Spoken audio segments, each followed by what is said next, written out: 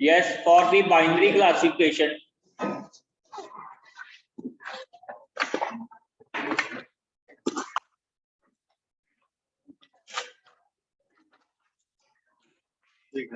आपके पास confusion matrix कैसे होगी?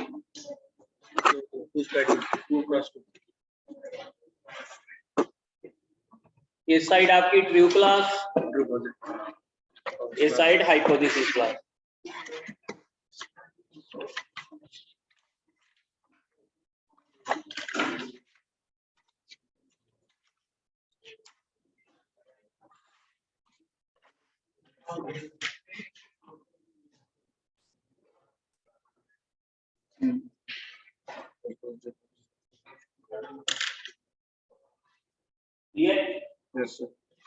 तो 2x2 की मैट्रिक्स के लिए आपके पास ये ऐसे आप बाइनरी क्लासिफिकेशन में ऐसे आपकी कंफ्यूजन मैट्रिक्स, ठीक है। जिसको ये पता है वो असाइनमेंट नंबर 6 करो अपना लॉजिस्टिक रिग्रेशन के, ठीक है। तो यहाँ पर आपके पास ट्रू पॉजिटिव का मतलब क्या है? Let us suppose you have two classes plus and negative.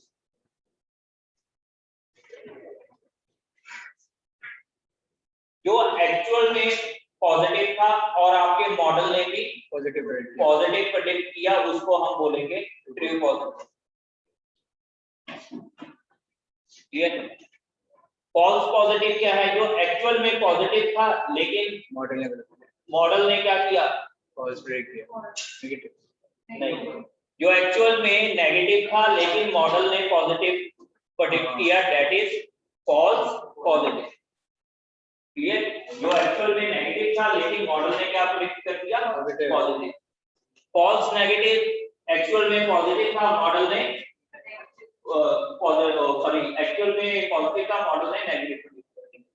True negative, actual में भी नेगेटिव था, मॉडल ने भी नेगेटिव प्रेडिक्ट किया। तो अब इसके बेस पर देखो, ये बड़ी सिंपल सी डेफिनेशन है। इसके बेस पे आपके confusion matrix n into n की भी आप खुद निकाल लोगे, ठीक है। उसके बेस पे एक्यूरेसी, प्रिसीजन एंड रिकॉल आप खुद कैलकुलेट कर लो। लेट अस सपोज इसके ऊपर पहले एक सिंपल सा न्यूमेरिकल करते हैं। एक्यूरेसी क्या होगी भाई यहाँ पर, इसको देखते हुए? True positive plus true negative divide by total. True positive plus false positive plus false negative plus true negative. अगर एक्यूरेसी आपको परसेंटेज में पूछी गई है इंटू 100, एक्यूरेसी अगर आप परसेंटेज में निकालना चाहते हो इंटू 100। क्लियर? अब ये तो होगी आपके पास एक्यूरेसी की बात। Precision,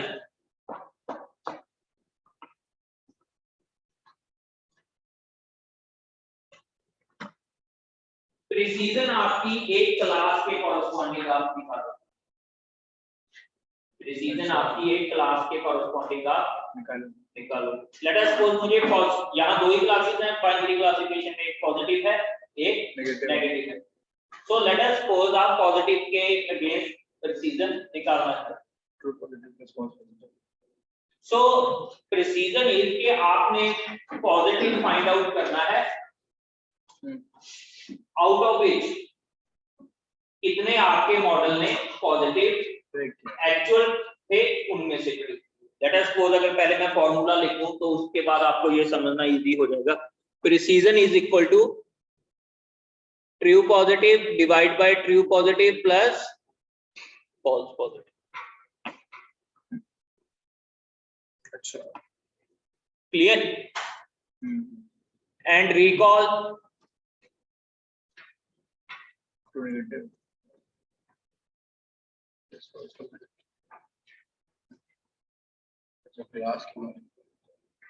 clear? इसमें किसी को डाउट हो?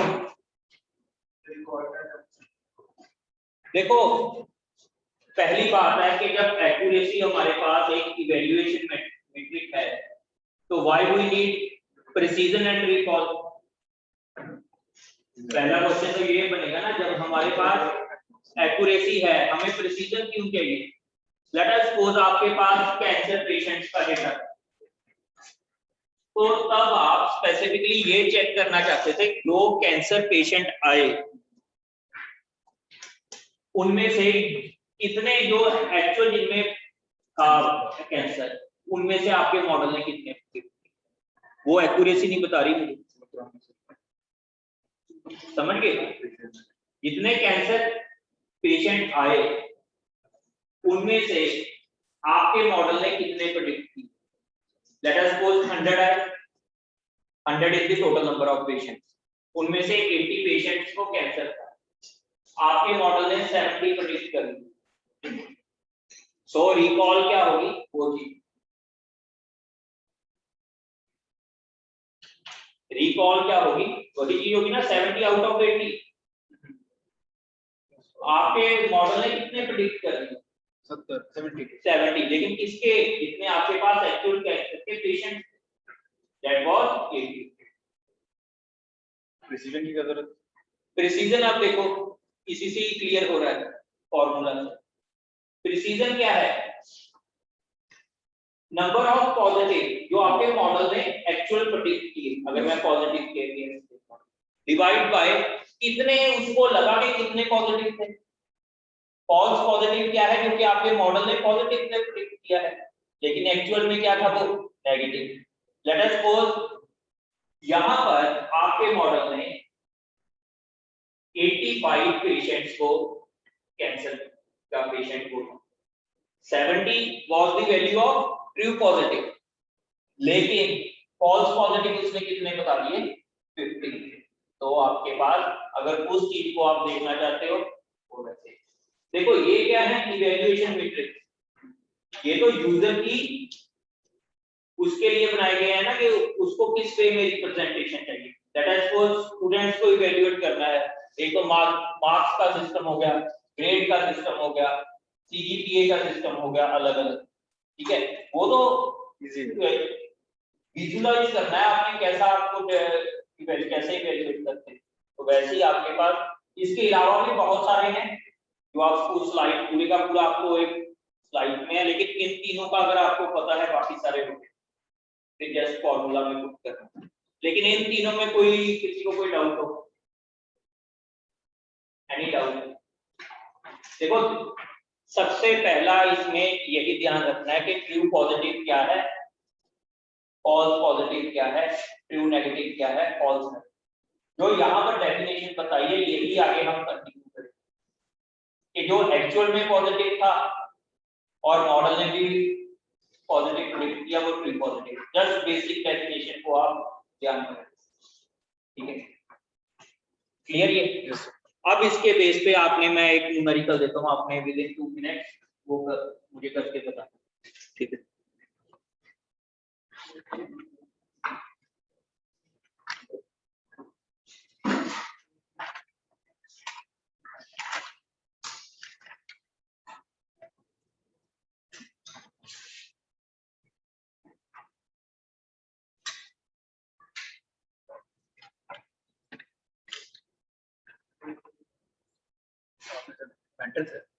ये मैट्रिक्स है भाई, अगेन वैसे ही है, यहाँ पे due class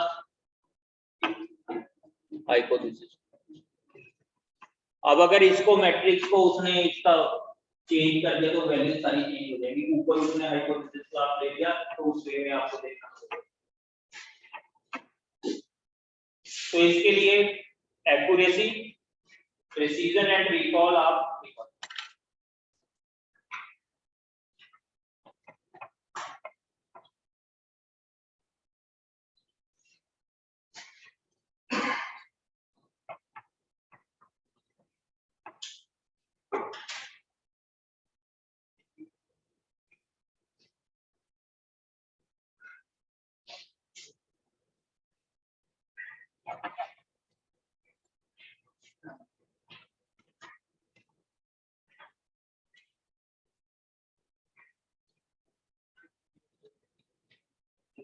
0.6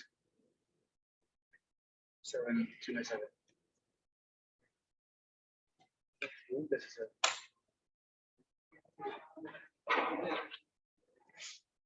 So positive plus false negative है।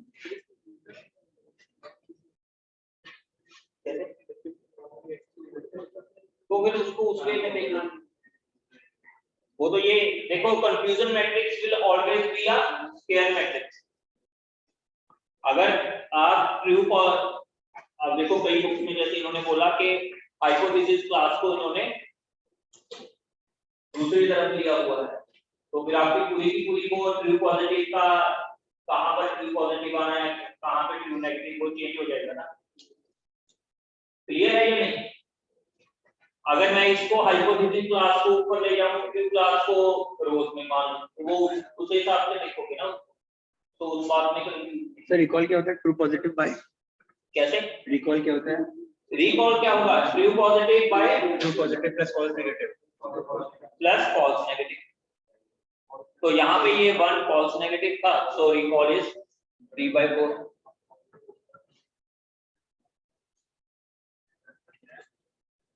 क्लियर? किसी को कोई डाउट यहाँ? अब देखो यहाँ अच्छा हाँ यहाँ तो हमने 2/2 की। अच्छा ये मैं इसको ऐसे क्यों मान रहा हूँ कि इस वाली को ट्रू पॉजिटिव है? क्या मैंने करैनी की है? अगर मैं फर्स्ट एलिमेंट को ट्रू पॉजिटिव कह रहा हूँ, क्या ये मैं करैनी से कह रहा हूँ या इसका इसके पीछे लॉजिक होगा? लॉजिक है ना, ट्रू क्लास में भी और हाइपोथेसिस क्लास में भी। ट्रू क्लास में पॉजिटिव किस तरफ है? ये वाला पॉजिटिव का है, ये वाला पॉजिटिव का है। हाइपोथेसिस क्लास में ये वाला पॉजिटिव का है।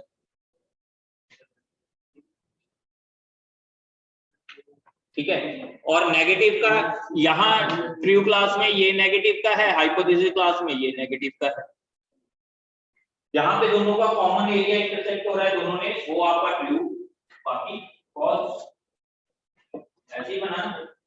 तो ये बाइनरी क्लासिफिकेशन में हमारे लिए इजी था, क्योंकि 1 एक पॉजिटिव हो गया, एक नेगेटिव हो गया। सो अब इसको हमने मल्टी क्लास क्लासिफिकेशन किया। तो मल्टी क्लास क्लासिफिकेशन में आपके पास क्या होगा? Matrix size will be more than 2। 3 into 3 4 into 4 ये क्या होगी आपकी मल्टी क्लास के लिए कंफ्यूजन मैट्रिक्स पर। सो यहां पर आपके पास मल्टी क्लास क्लासिफिकेशन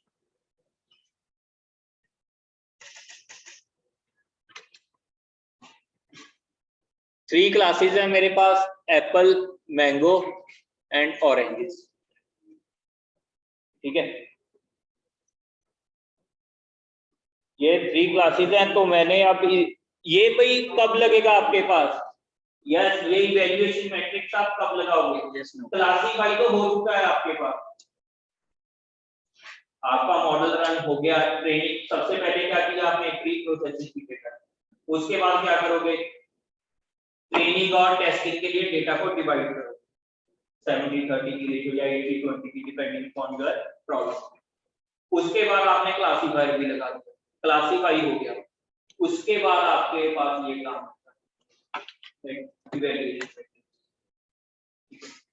सो यहाँ पे अब आपके पास 3 क्लासेस हैं और कंफ्यूजन मैट्रिक्स आपको इस तरह से दी हुई है। मैट्रिक्स का साइज क्या होगा भाई? 3 into 3।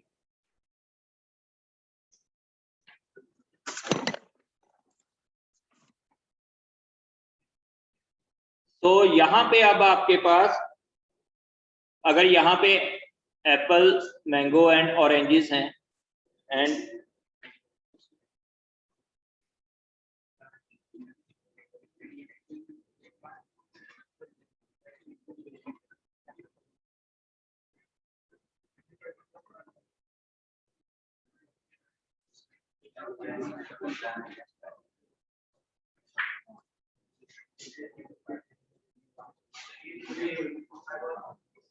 हाँ, रो वाइज आपका यहाँ पे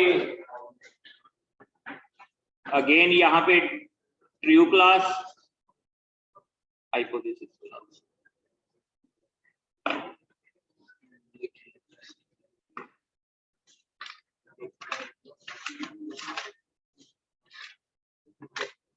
यस, यहाँ पे अब आपको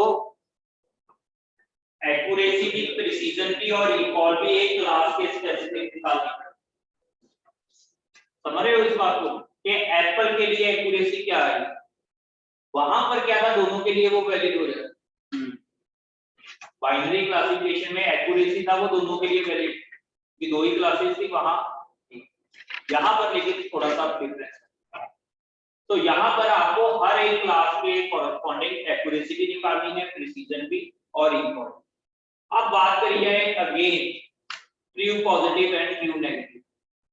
for apple class true positive क्या होगा, जो एक्चुअल में भी एप्पल था और मॉडल ने प्रेडिक्ट भी apple. So first element that is 7, ये क्या हो गया आपका true positive for apple class. Clear? So false positive for apple class 17, 8 + 9।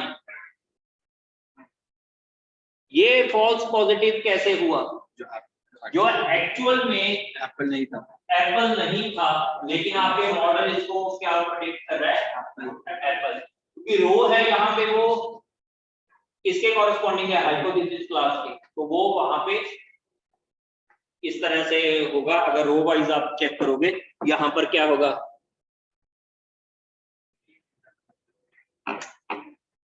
तो ये आपका रो वाइज क्या इसने गलत प्रेडिक्ट कर दिया, एप्पल है, पढ़ा है नहीं। And so true positive is 7, false positive is 8 + 9 17। किसी को इसमें डाउट है? क्लियर? सो नेक्स्ट है आपके पास ट्रू नेगेटिव क्या होगा, जो एक्चुअल में एप्पल नहीं है और मॉडल ने भी एप्पल नहीं। सो ये जो 4 हैं, ये क्या बन गया आपके पास, true negative. 2 + 3 + 2 + 1 and false negative, जो एक्चुअल में एप्पल नहीं था, मॉडल ने प्रेडिक्ट करके दे दिया कि ये एप्पल है। मतलब मॉडल ने कौन सा प्रेडिक्ट किया आपके पास, ये वाले एक्चुअल में एप्पल थे, लेकिन मॉडल ने क्या प्रेडिक्ट किया, एक को मैंगो किया और 2 को ऑरेंजेस किया। सो फॉल्स नेगेटिव विल बी 1 +। अब इससे आप इसके कॉरेस्पॉन्डिंग एक्यूरेसी देखो, इसको 4/4 की हो, 5/5 की हो, आप कर लो। और थ्योरी जो जब भी होगा उसके लिए तो ये मतलब परफेक्ट क्वेश्चन, इजी क्वेश्चन की जल्दी सॉल्व हो। क्लियर है ये? अब क्लास का आपका कंफ्यूजन मैट्रिक्स 4/4 का हो, 5/5 का हो, जितने मर्जी का हो, आप इसको कैलकुलेट कर। सो फॉर प्रैक्टिस आप अभी इसका निकालो, मैंगो एंड ऑरेंजेस के लिए ट्रू पॉजिटिव और ट्रू नेगेटिव निकालो, तभी निकालोगे। For mango and orange class आपके पास true positive, true negative, false positive and false negative.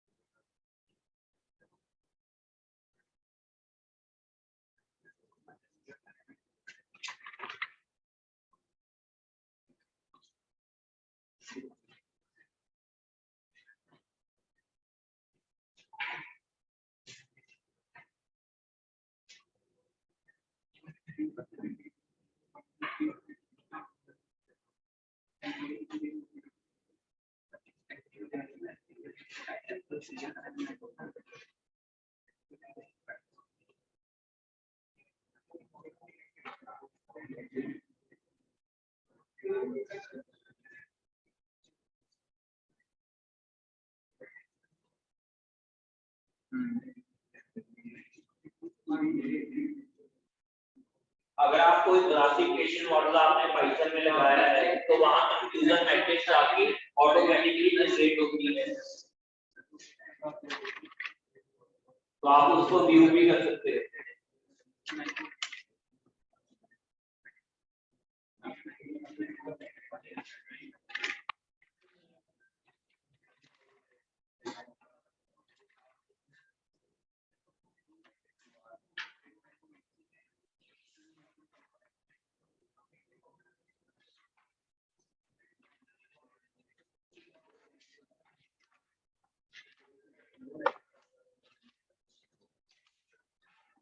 Yes, सो आपका आंसर आया यस। कैलकुलेट कर लिया सभी ने?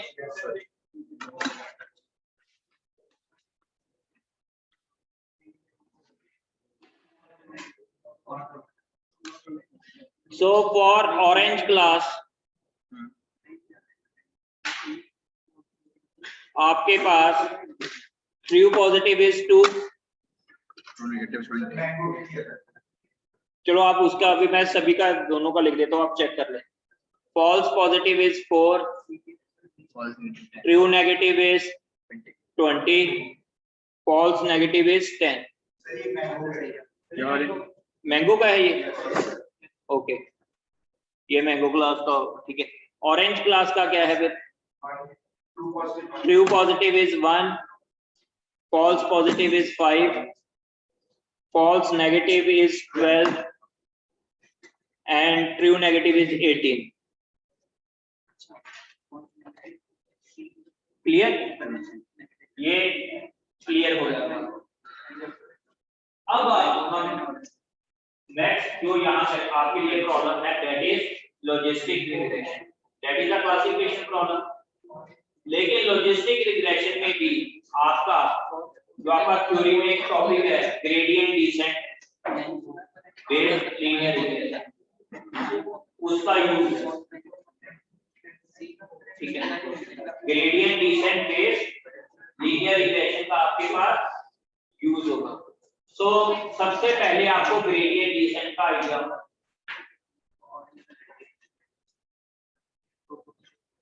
तो ग्रेडियंट डिसेंट रिग्रेशन, देखो रिग्रेशन और क्लासिफिकेशन में बेसिक डिफरेंस क्या है? रिग्रेशन आपके पास कंटीन्यूअस है, क्लासिफिकेशन में आपके पास प्रेडिक्टेड वैल्यू जो होगी दैट इज डिस्क्रीट, क्लासेस में डिवाइडेड होती है वो। तो रिग्रेशन में आपके पास वैल्यू 0, 0.001, 0.002 ऐसे आपके पास। अगर बाइनरी क्लासिफिकेशन है there will be 2 values only 0 and 1। अगर 5 क्लास क्लासिफिकेशन है 0, 1, 2, 3, 4। तो इस तरह से दोनों में ये सबसे बड़ा डिफरेंस। क्लियर? अब बात करते हैं हम ग्रेडियंट डिसेंट मेथड।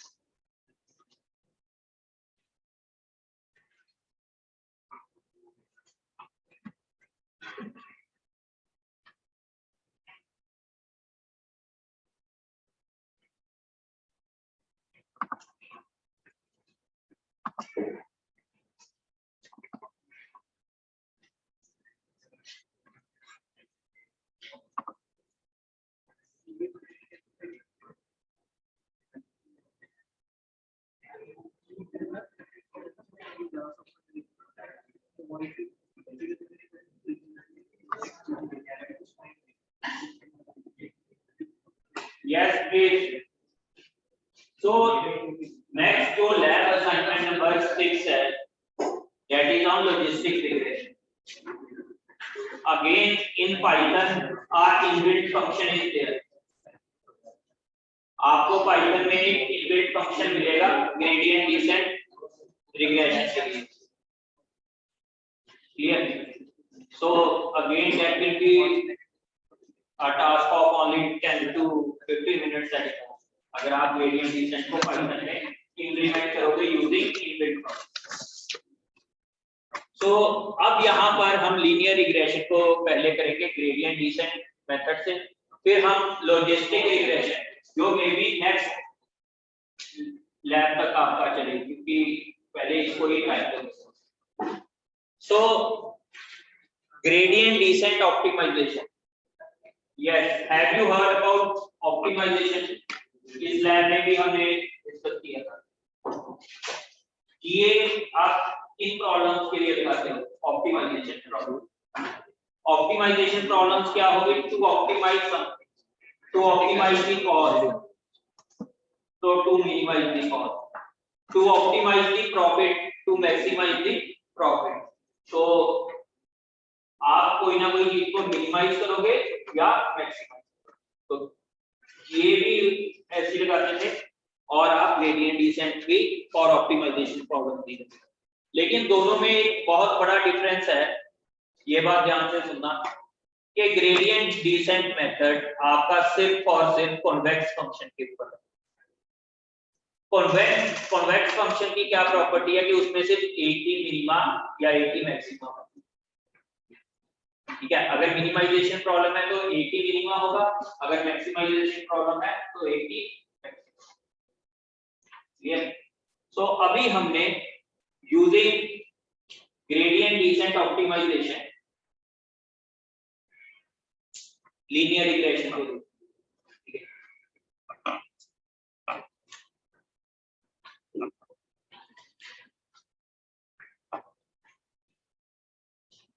तो अभी तक हमारे पास हमने जो रिग्रेशन की डेरिवेशंस की हैं वो लीस्ट स्क्वायर मेथड से, ठीक है। y minus y cap whole square summation, उसको हम अब यहाँ पे आप देख रहे होंगे इन्होंने yes y cap is equal to beta not plus beta 1 x, yes आप बताइए लास्ट में। ये सिंपल लीनियर रिग्रेशन की इक्वेशन है, मल्टीपल लीनियर रिग्रेशन की इक्वेशन है, या कोई क्वाड्रेटिक इक्वेशन? क्यों सिंपल लीनियर रिग्रेशन?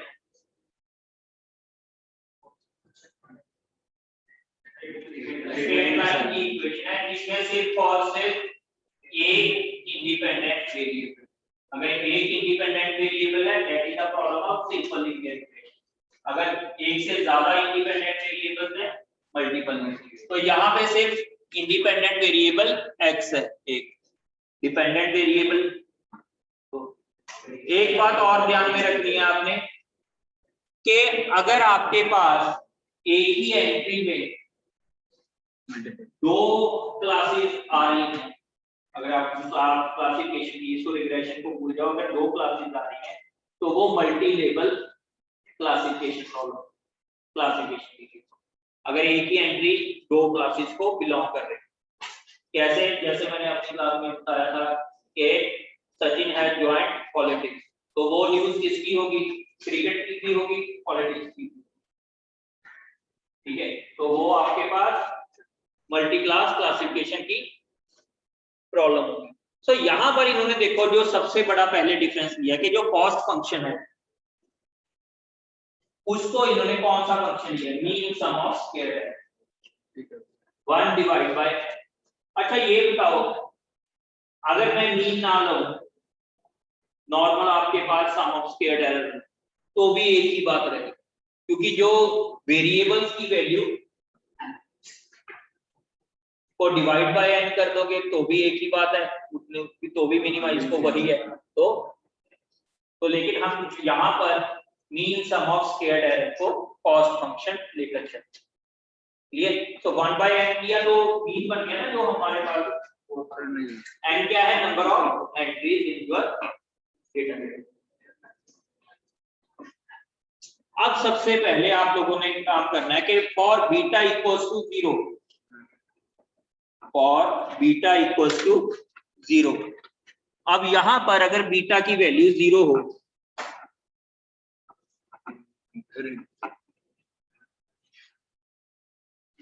इसकी आपके पास वैल्यू क्या बन जाएगी? 1 बाय n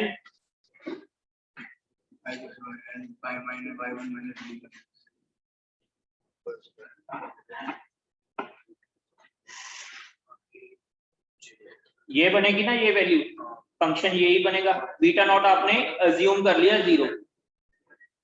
सो अब आपके पास ये वैल्यूज हैं, ये टेबल है, ये वैल्यूज है, ठीक है। Consider the data set shown in table 1, ये आपके पास इन्होंने डेटा सेट मेंशन किया है। क्लियर? यहां तक बीटा नॉट को 0 कर लिया और ये डेटा सेट गिवन है। इसको अब इसी डेटा सेट को ध्यान में रखते हुए आपने आगे क्या करना है,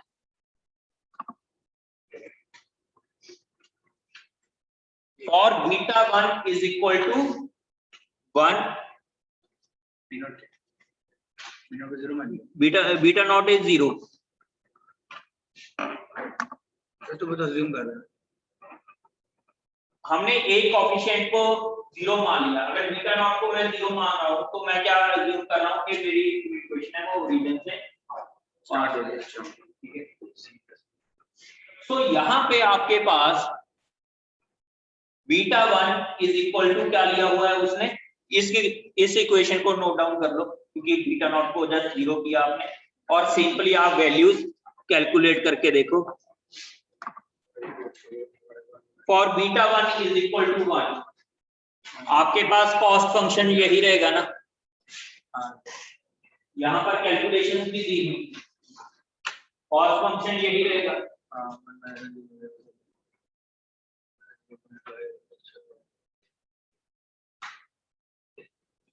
किसी को इस स्लाइड में कोई, ये जो लेफ्ट साइड में कैलकुलेशन है, प्लॉट को अभी भूल जाओ, जो लेफ्ट साइड में कैलकुलेशन है इसमें कोई डाउट?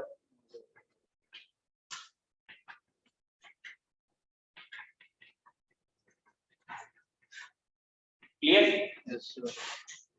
हमने बीटा नॉट को 0 यूज किया और बीटा 1 की ये डिफरेंट बीटा 1 की वैल्यूज के अगेंस्ट आपके कॉस्ट फंक्शन की वैल्यूज हैं, जो ऊपर लिखा हुआ है ना कॉस्ट फंक्शन, ये कैसे आया? ये क्लियर है? ये कॉस्ट फंक्शन ऊपर वाला कैसे आया? लिखा हुआ है j beta 1 is equal to 1 by n। किसी को इसमें डाउट हो? आपका मीन सम ऑफ स्क्वायर्ड क्या आया था?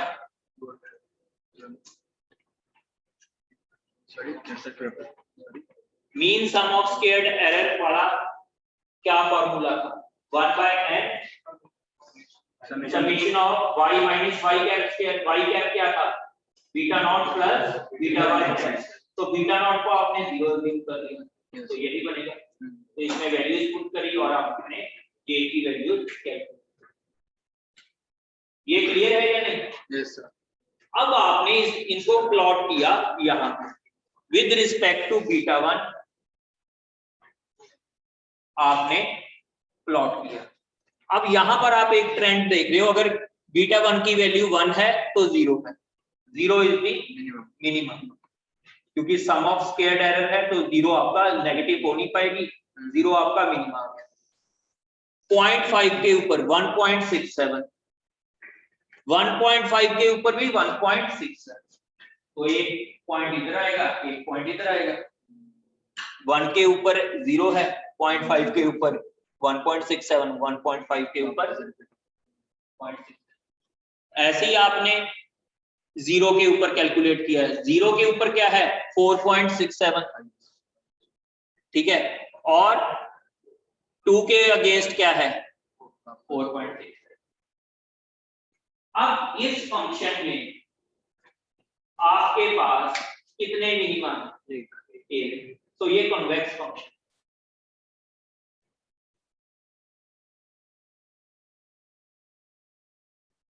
क्लियर?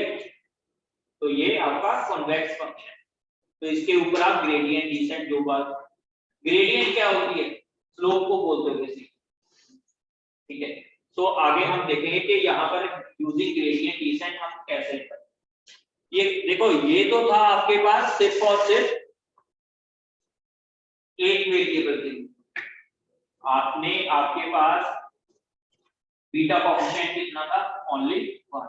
अब मान लो बीटा नॉट भी है और बीटा भी है, तो उसके अगेंस्ट भी कॉस्ट फंक्शन तो निकल जाएगा ना, उसमें बीटा नॉट की वैल्यू भी इन्वॉल्व हो जाएगी।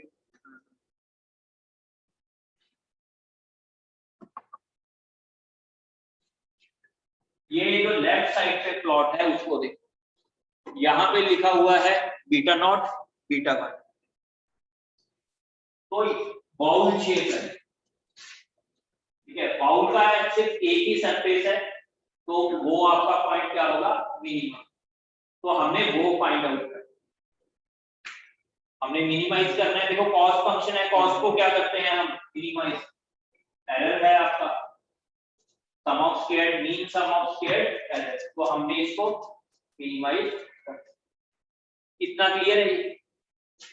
ये जो राइट हैंड साइड पे है ये क्या बता रहा है कि जो आपके पास एक ही कलर की लाइंस हैं, ठीक है, यहाँ पे value same,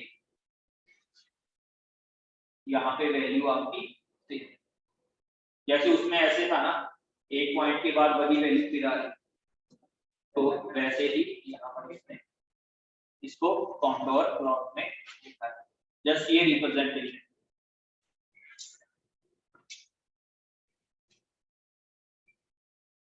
next, gradient descent optimisation method. Basically आपको, जैसे आप स्टार्टिंग लैब में हमने जीए किया था, हम जीए में क्या करते थे, f of x1 x2, minimise हम किसको करते थे, fx, लेकिन इनकी वैल्यूज के अगेंस्ट x1 और x2 की हम वैल्यूज फाइंड आउट करते थे, जिनके लिए f of x is minimum. यहां पर किसकी वैल्यू हम फाइंड आउट करेंगे, बीटा कोएफिशिएंट की, जिसके लिए आपका कॉस्ट फंक्शन मिनिमम। क्लियर है? ये इस पॉइंट में किसी को कोई डाउट?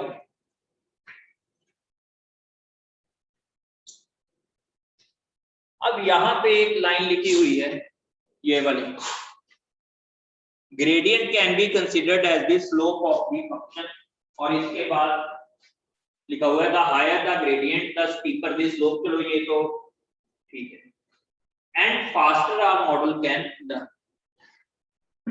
अब इस लाइन का क्या मीनिंग है, ये आगे हम जब डेरिवेशन इसकी करेंगे खुद ब खुद क्लियर होगा। जो ये लाइन लिखी हुई है ना, the faster our model can done, basically ये क्या कह रहा है कि आपका जितनी स्लोप से नीचे आ रहा है उतनी जल्दी आप लर्निंग डेटा पर, तो इस चीज को अभी हम देखेंगे मैथमेटिकली, जब इसको प्रूव करेंगे तब आप इसको इजीली अंडरस्टैंड कर सकते।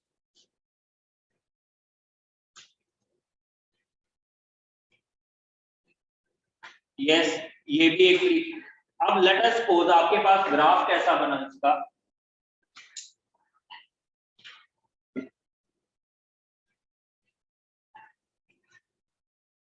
आपके पास ऐसा कोई ग्राफ बनेगा, ठीक है, अगर इस पॉइंट पे होगा तो आप डिक्रीज कर रहे हो इसको, अगर इस पॉइंट, सॉरी, इसको आप इंक्रीज कर रहे हो तो इसको आपकी वैल्यूज डिक्रीज होती जा रही है। आपने क्या अटेन करना है, मिनिमम। अगर इस पॉइंट पे है तो फिर आप इस तरफ से जाओगे, ठीक है। बेसिकली तो आपको ऐसे ही करना पड़ेगा ना, आपको अचीव क्या करना है, मिनिमम वैल्यू। वाई एक्सिस पे क्या है, कॉस्ट, एक्स एक्सिस पे क्या है, बीटा की वैल्यू। तो बेसिकली आप मिनिमाइज को करने के लिए बीटा की वैल्यू को, तो इस इक्वेशन को कैसे लिखेंगे उसके ऊपर आपका आना है। अभी जिसको ये समझ में नहीं आया मैंने अभी क्या बोला है, वो जब हम इक्वेशन देखेंगे फिर आप इजीली इसको अंडरस्टैंड कर सकते।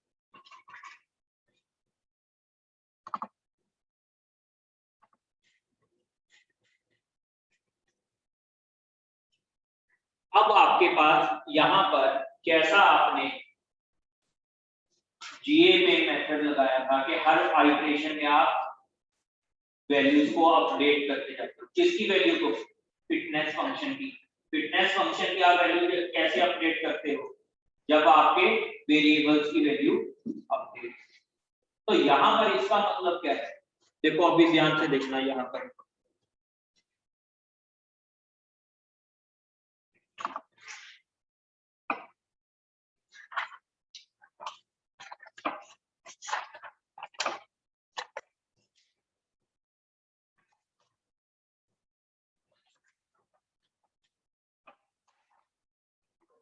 यस, हमने मिनिमाइज क्या करना है, अगर सिंपल लीनियर रिग्रेशन है, ये वाला कॉस्ट फंक्शन हमने मिनिमाइज, इसकी वैल्यू क्या होगी?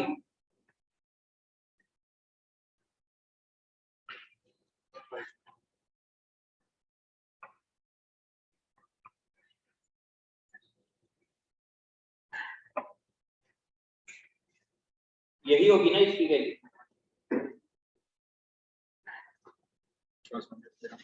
क्लियर? सो अब यहां पर बेसिकली हमने क्या करना होगा कि पहले हम कोई बीटा की वैल्यू अज्यूम करें।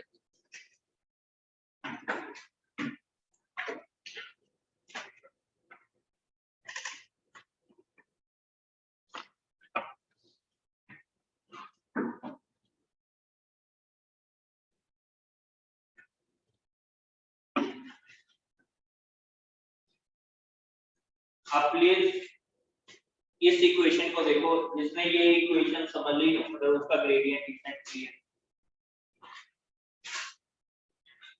बीटा जे, बीटा क्या है आपके पास? जे सिंपल लीनियर इक्वेशन में J will be of 0 value and 1। Beta not and beta 1 ही होंगे ना, दो कोएफिशिएंट। अगर मल्टीपल लीनियर इक्वेशन होती तो आपके पास मल्टीपल की जितनी भी अगर के फीचर्स होते तो k + 1 बीटा कोएफिशिएंट। यहाँ 1 फीचर है तो आपके पास कितने बीटा कोएफिशिएंट्स हैं? 2, 1 + 1। सो ये आपने अब क्या बेसिकली कर रहे हो, लेट अस सपोज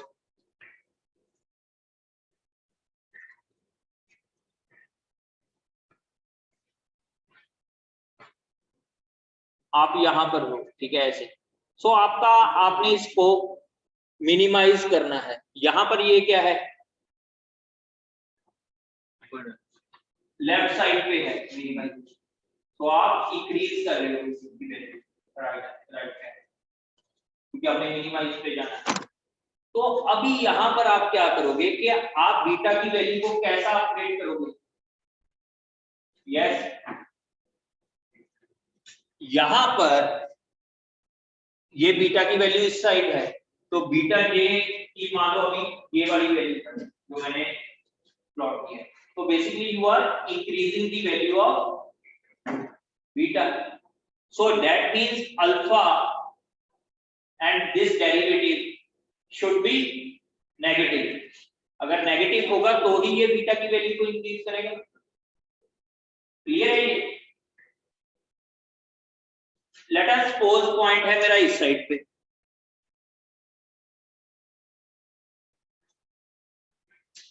तो अब मिनिमाइज वाला पॉइंट किधर है? इसकी लेफ्ट साइड पे। मिनिमाइज वाला पॉइंट किधर है? लेफ्ट साइड, इसकी लेफ्ट साइड पे। तो अब आप क्या कर रहे हो? बीटा की वैल्यू को सब्ट्रैक्ट कर रहे हो, डिक्रीज। तो ये जो अल्फा और ये इसकी वैल्यू है, ये शुड बी पॉजिटिव, तभी डिक्रीज होगी ना। अगर ये नेगेटिव हो जाती तो ये इंक्रीज होगी। तो अब हमने सिर्फ इसी को देखना है, ये इतना सा ही ग्रेडियंट डिसेंट है। ये वाला पार्ट समझ में कौन सा नहीं इसमें? देखो पहली बार आपके पास इक्वेशन क्या है? सिंपल लीनियर रिग्रेशन की। हाँ ठीक है, सिंपल लीनियर रिग्रेशन में आपके पास क्या है कि दो कोएफिशिएंट्स आपने फाइंड आउट करने। जब हमने सिंपल लीनियर रिग्रेशन का first normal sum of least square से किया था, तो हमने किसकी वैल्यू कैलकुलेट की थी? एमएनसी की। अगर उसको बीटा नॉट बीटा 1 की इक्वेशन में हम देखेंगे तो आप basically we are calculating beta not and beta 1। तो यहां पर हम क्या कर रहे हैं? हमने वैल्यू किसकी फाइंड आउट करनी है? Beta not and beta 1। ये कौन सी वैल्यू के लिए बीटा नॉट एंड बीटा 1 हमने करना है? यहां पर इस कॉस फंक्शन की वैल्यू मिनिमाइज, यहां पर इस कॉस फंक्शन की वैल्यू मिनिमाइज। तो ये इतनी चीज क्लियर है। अब हमने इसको कैसे लिख लिया? Beta J is equal to beta J, ये तो एक तरीके से हम वैल्यू को अपडेट कर देंगे, minus alpha. Alpha is a constant जिसको हम लर्निंग रेट बोलेंगे। अल्फा इज अ कांस्टेंट जिसको हम एक लर्निंग रेट बोलेंगे। इसकी वैल्यू 0 और 1 के बीच में लाई करेगी। अल्फा इज अ कांस्टेंट, इसकी वैल्यू 0 एंड 1 के बीच में lie, and with the multiply it with the partial derivative of the cos function with respect to beta. Beta कितने हैं हमारे पास? दो। तो पहले बीटा नॉट के कॉरेस्पॉन्डिंग हम देखेंगे, फिर बीटा 1 के कॉरेस्पॉन्डिंग। ये भी कितनी क्लियर है? इतनी बात। अब ये बताओ यहाँ पर अल्फा का रोल क्या रहेगा? कितनी फास्ट हम यहां से यहां की तरफ मूव कर रहे हैं, कितनी फास्ट हम मिनिमाइज की तरफ मूव कर रहे हैं। अगर आपकी अल्फा की वैल्यू ज्यादा है तो ये हो सकता है कि आप सीधा इस पॉइंट से यहां पहुंच जाए, सो यू कैन मिस दी। तो आपको कैसे पता चलेगा इस इक्वेशन के थ्रू कि ये मिनिमम है? जब आपके पास ये वाली वैल्यू क्या होगी? 0। बीटा की वैल्यू अपडेट नहीं होगी, 3 4 5 आइटरेशन में अपडेट नहीं हुई दोनों की, देन यू कैन से कि this is the minimum. Clear? और तो कोई यहाँ मिनिमा है ही नहीं, ग्रेडियंट डिसेंट एक ही मिनिमा पे लग सकता है कॉन्वेक्स फंक्शन पे, तो हमने बता यहाँ तक कोई डाउट हो किसी को? कोई भी? सर अल्फा की वैल्यू हम डिसाइड करें। हाँ, अल्फा वो हमें डिसाइड करना। जब आप इसको प्रैक्टिकली इंप्लीमेंट करोगे ना, बहुत ज्यादा क्लियर होगा। ग्रेडियंट डिसेंट के ऊपर आपको चाहे इन्होंने असाइनमेंट नहीं दी, लेकिन आप लीनियर रिग्रेशन में इंप्लीमेंट करके देखना, क्लियर हो जाएगा कि अल्फा क्यों। अल्फा क्या है? कांस्टेंट जो हम लर्निंग रेट बोलते हैं, कितनी स्पीड से हमारा फंक्शन लर्न कर रहा है, वो आपका क्या है? अल्फा। अल्फा की वैल्यू हमें ऐसी चाहिए। देखो अल्फा की वैल्यू अगर मैं टू स्मॉल रख दूं तो क्या होगा? टाइम बहुत ज्यादा लगेगा, क्योंकि आपके पास वो कन्वर्ट होने में बहुत ज्यादा टाइम। फिर तो हम इसके ऊपर यही लगा लेते हैं, ठीक है? फिर तो हम इसके ऊपर जेनेटिक एल्गोरिथम ही लगा लेते हैं मिनिमाइज फैक्टर। अगर हम, क्योंकि कॉन्वेक्स फंक्शन है तो ग्रेडियंट डिसेंट से जल्दी ऑप्टिमाइजेशन आ जाए। क्लियर है यहाँ? अब इसके बाद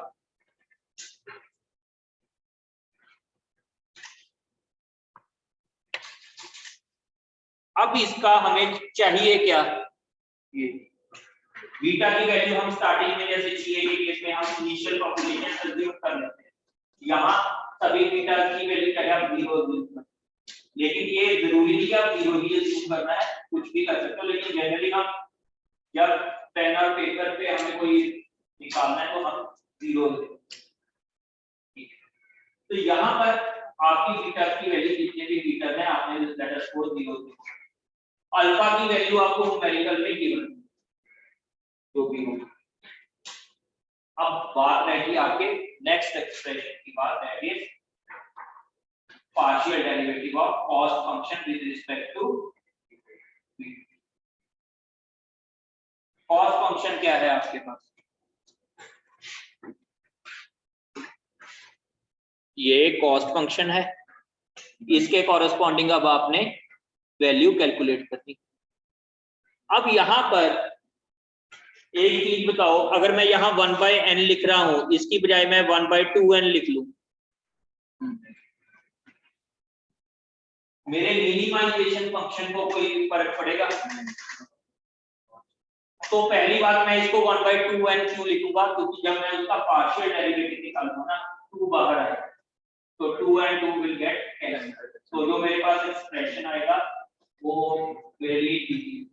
वैसे भी अल्फा है तो वो अल्फा/2, ठीक है, कांस्टेंट ही है ना 2 भी, तो मैंने इसको इस वे में लिखा। इसको 1/2n लिखा, ये समझ में आया क्यों लिखा? हाँ, किसी को इसमें डाउट हो तो अब इसका पार्शियल डेरिवेटिव निकालो with respect to beta not. Yes, partial derivative निकालो with respect to beta not.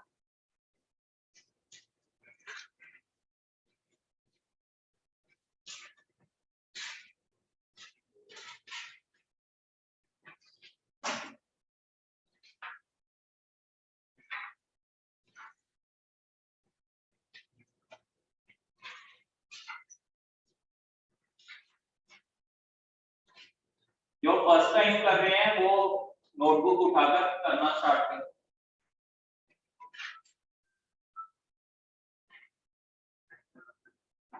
जिन्होंने पहले किया हुआ है उसको पता है, लेकिन जिन्होंने पहले नहीं किया फिर ये इसका डेरिवेटिव कैसे निकलेगा यही समझने में है। देखो यहां पर क्या है, आपके पास बीटा नॉट आपके एक्सप्रेशन में है और आपने उसका डेरिवेटिव निकालना है। सो यहां पर सबसे पहले 1/2n को तो कॉमन बाहर रख सकते हैं क्योंकि ये तो कॉमन है।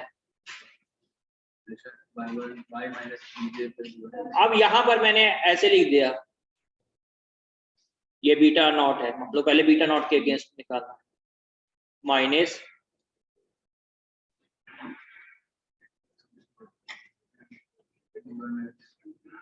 क्या ये मैं सही लिख रहा हूं? क्या मैं ऐसे कर सकता हूं भाई? यस, लास्ट में आप बताइए।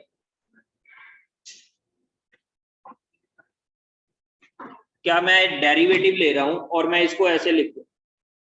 एक्चुअली इसकी स्क्रीन ही यहां तक है, ये स्क्वायर है, क्या ऐसे लिख सकता हूं? नहीं सर, नहीं, ऐसा तो मैं कर ही नहीं सकता ना डेरिवेटिव। तो डेरिवेटिव कैसे करूंगा इसका?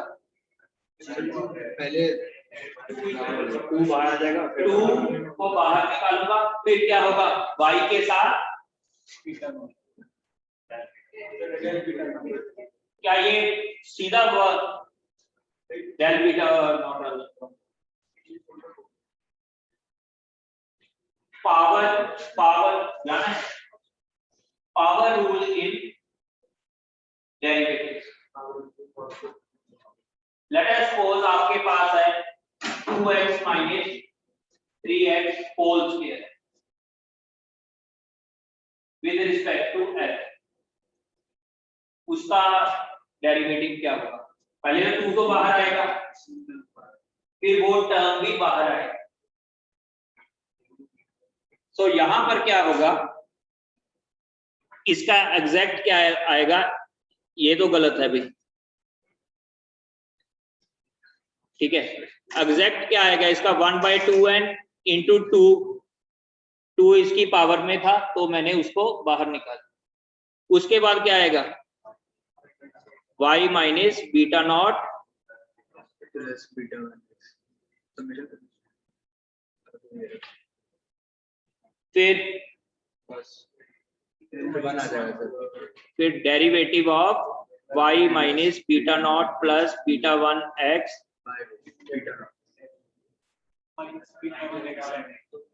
Minus beta 1x। अब इसका डेरिवेटिव निकाल लो, इसका डेरिवेटिव निकाल लो। क्या आएगा भाई इसका?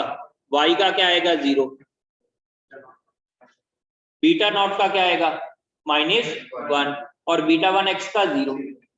तो इसका y minus beta not plus beta 1x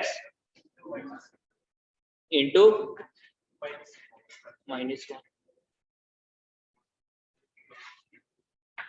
clear? ये टर्मिनोलॉजी क्लियर है? Any doubt?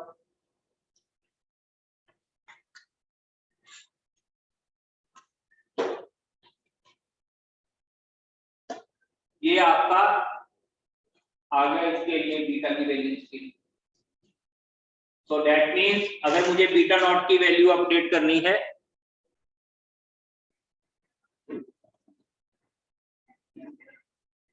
तो is equal to beta not minus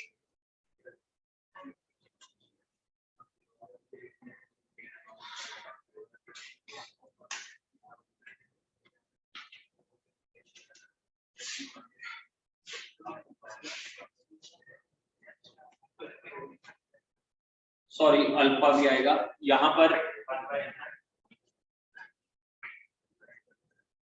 alpha by n clear, ये एक्सप्रेशन है। अब यही एक्सप्रेशन आपने बीटा 1 के लिए निकाला, विद रिस्पेक्ट टू बीटा 1 आप डेरिवेटिव करोगे तो -1 की जगह वहां पे क्या आएगा, -x। क्लियर, इसमें किसी को कोई डाउट है? यस, अगर डाउट है तो यही पूछ लो। अब यहां पर हमने क्या किया था, बीटा नॉट के विद रिस्पेक्ट किया था, ये सारी चीज तो सेम रहनी थी। अब जैसे ही यहाँ बीटा 1 की जगह करेंगे हम बीटा नॉट, यहाँ बीटा 1 कर दिया इसको, तो y के विद रिस्पेक्ट 0 आ जाएगा, बीटा नॉट के विद रिस्पेक्ट 0 आ जाएगा, और बीटा 1 x के अगेंस्ट क्या आएगा, x, ठीक है, -x। क्लियर, इसमें किसी को कोई डाउट? तो अब आपने ग्रेडियंट डिसेंट मेथड में बीटा नॉट के केस भी निकाल लिया, बीटा 1 के केस भी निकाल लिया। तो अगर मैं जनरलाइज रूल इसका बनाना चाहूं तो इनटू x होगा ना, क्योंकि बीटा नॉट के केस तो x की वैल्यू 1 है, तो इनटू x के साथ मैं इसको कोई मर्जी अगर मल्टीपल लीनियर इक्वेशन है वैसे देख सकता हूं। यस, यहां पर एक अल्फा के ऊपर एक और चीज है,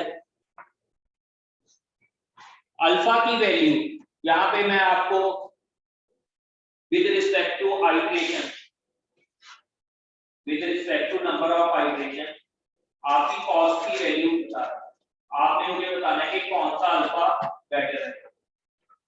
मैं कर्व्स ड्रा करूंगा, यहां है नंबर ऑफ आइटरेशंस। अब ये बीटा की वैल्यू कब तक करते जाओगे आप, जब तक वो पार्शियल डेरिवेटिव इनटू अल्फा की वैल्यू क्या नहीं आ जाती, 0। और यहां पर क्या आएगा, late us suppose cost function,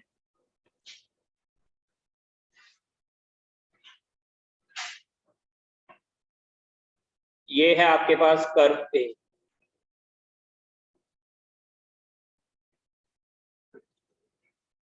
ये है आपके पास कर्व बी, ये है आपके पास कर्व सी। सो ये नंबर ऑफ आइटरेशन के साथ आपके पास कॉस्ट फंक्शन है for different values of alpha. तो आप ए कर्व को चूज करोगे, बी को चूज करोगे या सी को? क्वेश्चन है, आपने अल्फा की वैल्यू चेक करनी। अब आप अल्फा की वैल्यू सेट करनी है ना, तो आपने क्या किया, नंबर ऑफ आइटरेशन जिसमें बीटा की वैल्यू अपडेट होती जा रही है उसके अगेंस्ट आपने कॉस्ट फंक्शन निकाल लिया,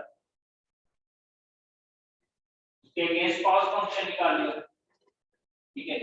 तो अभी आपने जैसी कॉस्ट फंक्शन निकाला तो कर्व ए रिप्रेजेंट करके कॉस्ट हुई, तो क्या कर्व ए में जो ये तीनों क्या है, डिफरेंट फंक्शंस बन गए आपके, क्योंकि अल्फा की वैल्यूज डिफरेंट कर दिया। तो क्या जो कर्व ए है जो उसके कॉरेस्पॉन्डिंग अल्फा की वैल्यू होगी, क्या मैं उसको चूज करूंगा? नो, क्योंकि वो तो कन्वर्ज ही नहीं करेगा, वो तो पहले ही उसको जंप कर गया। तो दैट मींस वहां पर अल्फा की वैल्यू ज्यादा थी या कम थी? ज्यादा थी, क्योंकि वो तो जंप कर गया, उसको मिनिमा को पहुंच ही नहीं पाया। ये पॉइंट क्लियर है या नहीं? देखो वैसे से नहीं मिला, ठीक है। अगर नहीं समझ में आ रहा तो आप पूछ सकते हैं। इसी फॉर्मूले को अगर मैं इंप्लीमेंट करने को बोलूंगा ना लूप लगाकर 10 मिनट की बात है, ठीक है। तो अगर किसी को कॉन्सेप्ट में कोई डिफिकल्टी है तो वो अभी पूछ लो कि सी कर्व ए के लिए अल्फा की वैल्यू क्या होगी, ज्यादा।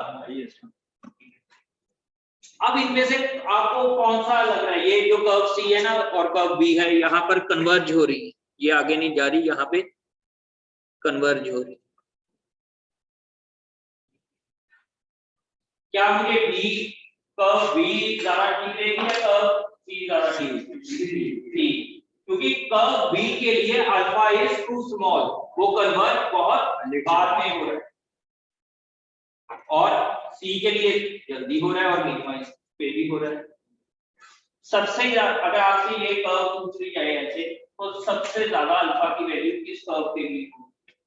ए, फिर सी, फिर क्लियर? इसमें किसी को कोई डाउट? तो अभी आपके पास बीटा निकालने का आ गया, आपने बीटा को अपडेट किया है ना, beta is equal to beta minus alpha by n, वो आपके पास फॉर्मूला। सो अभी आपने प्रोग्राम करना है, कैसे करोगे उसके लिए यहां पे देखो स्लाइड्स में आपको ये 6 लिखा हुआ, ये डेल्टा है, ये डेल्टा होगा।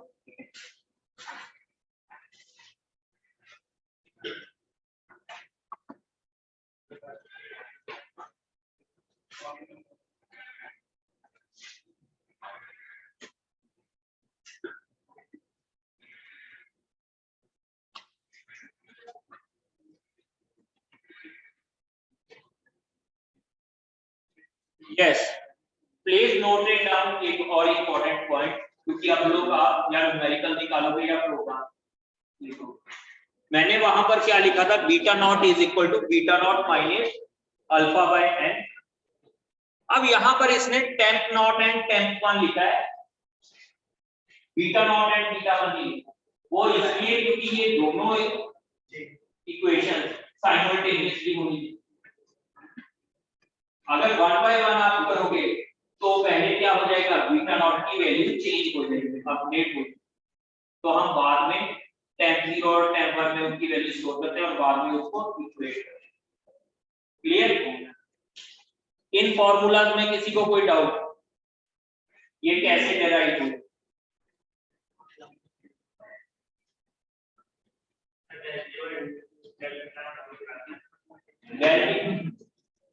हमने कोई भी बीटा के अगेंस्ट वैल्यू निकालना, आप जब सिंपल लीनियर इक्वेशन निकालते हो जैसे हमने पहले किया था, तो आप किसकी वैल्यू फाइंड आउट करते हो, m and c, y is equal to mx plus c, तब आप किसकी वैल्यू फाइंड आउट की आपने, m एंड c की। तो अब यहाँ पर आपके पास इक्वेशन क्या है, beta not plus beta one x, beta not क्या है c, बीटा वन क्या है m, तो हमने दोनों की वैल्यू चाहिए, तो दोनों की वैल्यू क्लियर? कोई डाउट किसी को भी इसमें? सो अब आपको देखो एग्जाम में क्वेश्चंस कैसे आएंगे, और जहां आपको अगर मैं प्रोग्राम बनाने को बोलूं तो आप प्रोग्रामिंग आपको करनी पड़ेगी।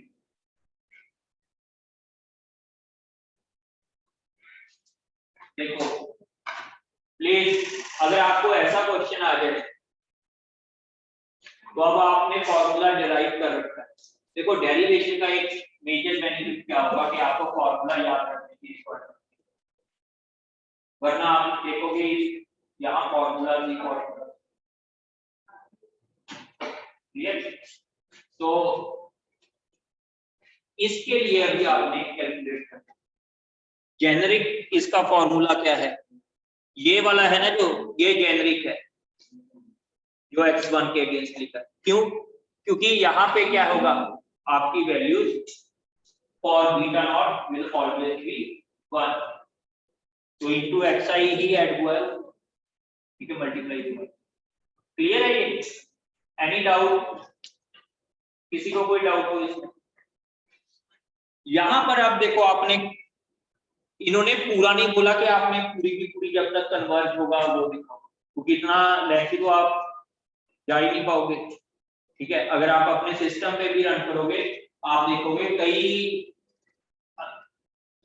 ऑब्जेक्टिव फंक्शंस के लिए आपको बहुत ज्यादा प्रॉब्लम आ जाती है, तो आपको इन लैक्स आपको नंबर ऑफ आइटरेशन। यहां पर क्या बोला है उसने, फर्स्ट 2 आइटरेशन, सिर्फ फर्स्ट 2 आइटरेशन दिखानी। ठीक है, सो इसको सॉल्व करोगे,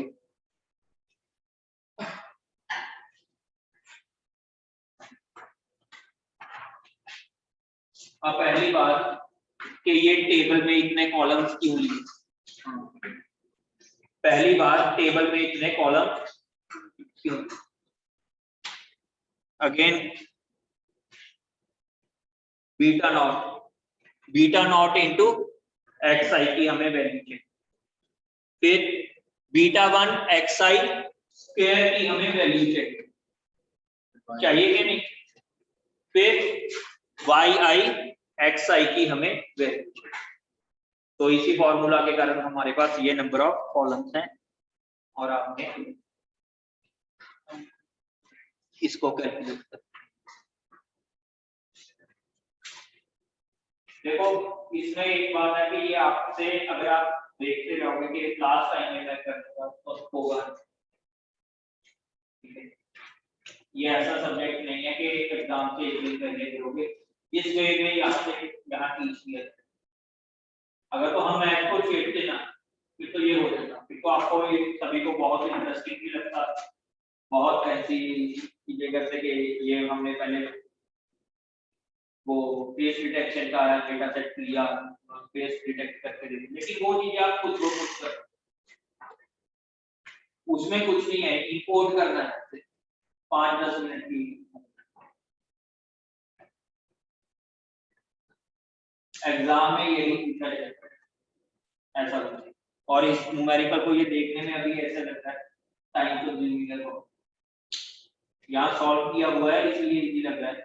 एक आपकी कैलकुलेशन गलत होगी, पूरा आपका न्यूमेरिकल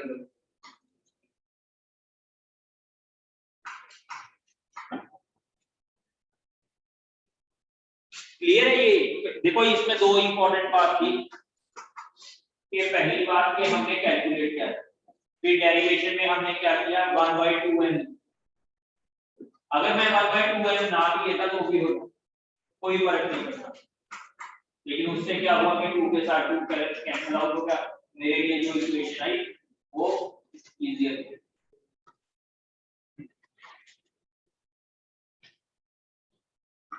तो जैसे यहाँ पर आप लोगों ने एक काम करना है कि जैसे यहाँ पर ये न्यूमेरिकल दिया हुआ है, on the basis of it आपने इसी प्रॉब्लम को ऑप्टिमाइज करना है। यहाँ पेन एंड पेपर से तो आपको नंबर ऑफ आइटरेशन इतनी करनी करते, लेकिन with the help of programming आप इसको कन्वर्जेंस तक लेकर इसी प्रॉब्लम। क्वेश्चन क्लियर है मेरा? यस, क्वेश्चन क्लियर है। देखो यहाँ पर ये है आपके पास, आपको यहाँ पर क्या लिखा है, बोला गया है कि आपने फर्स्ट 2 आइटरेशन कैलकुलेट करना। मैं कह रहा हूँ कि जब आप इसका प्रोग्राम बनाओगे तो आप इसको कन्वर्जेंस तक कैलकुलेट, ठीक है? अगर आप इसको प्रोग्राम करोगे ना, आपको जो अल्फा की वैल्यूज है उसका आइडिया लगेगा कि अल्फा का क्या रूप, जो ध्यान से इसको प्रोग्राम करें। यस, किसी को डाउट हो गई किसी भी स्टेप में? Any doubt?